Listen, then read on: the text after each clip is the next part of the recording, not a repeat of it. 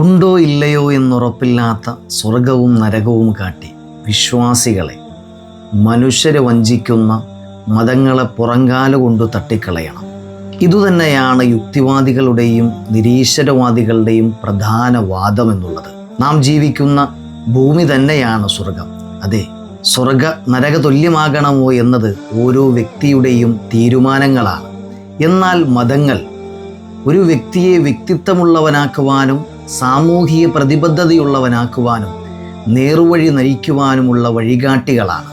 നിയമത്തിൻ്റെ പഴുതുകൾ അടച്ചു തെറ്റുകൾ ചെയ്താൽ പിടിക്കപ്പെടില്ല എന്നതാണ് യുക്തിബോധം. ആരുടെയെല്ലാം കണ്ണുകൾ അടച്ചാലും ദൈവത്തിനു മുന്നിൽ താൻ കുറ്റക്കാരനാകുമെന്നുള്ള ചിന്ത വിശ്വാസി സമൂഹത്തെ തെറ്റുകൾ ചെയ്യുന്നതിൽ നിന്ന് തടയുന്നു.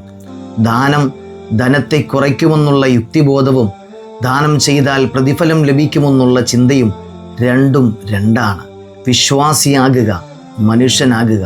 നല്ലൊരു ദിനം നേരുന്നു.